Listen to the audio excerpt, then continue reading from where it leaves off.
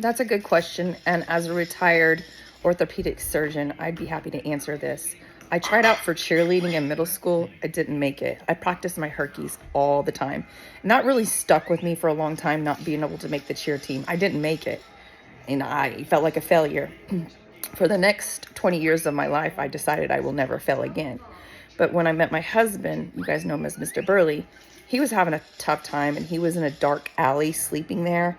People said he was selling Beanie Babies, maybe his body. And all I could think about when I met him was like me not making the cheer team. And I just wanted to get out of that dark pit. And I saw Mr. Burley in the alley either selling himself or selling Beanie Babies. And I thought, this is his dark pit. I need to get this man out of it.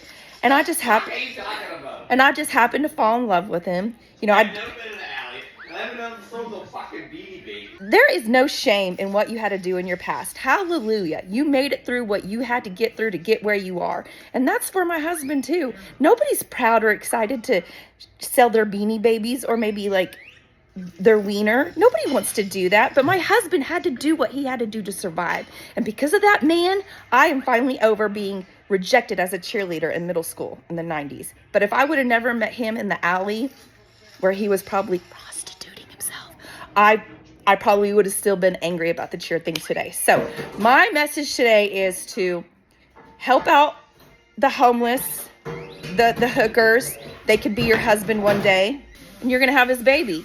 And then you can get on the internet and give everybody advice.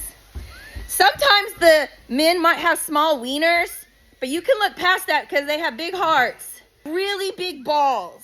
Big balls mean a big heart. And he calls me queen. And we're best friends. All because we met in a dark alley because he was in a dark spot. The first time he met my parents, we had to first take him to a clinic to get all his vaccinations for all the STDs. And just in case, not even just from sexual contact. Sometimes the Beanie Babies were just so disgusting. He needed to be cleansed and we had a blood transfusion. And I'm like, okay, now you're finally the man of my dreams because you're not infected with all these unholy diseases. Now you can meet my parents. And the first thing my mom said when she met him, she goes, "You're the guy in the alley with the Beanie Babies. What are you doing here?"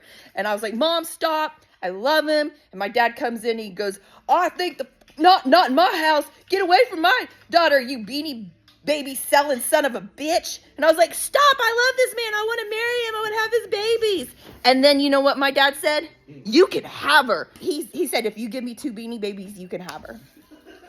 So that's how Mr. Burley and I got together.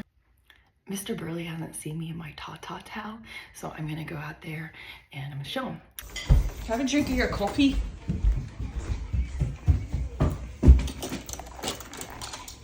What are you wearing? You're inquiring about my ta-ta-towel? Is there a matching G-string? That's disgusting. Don't sexualize me. It also acts like a towel, so you can wipe your mouth on it.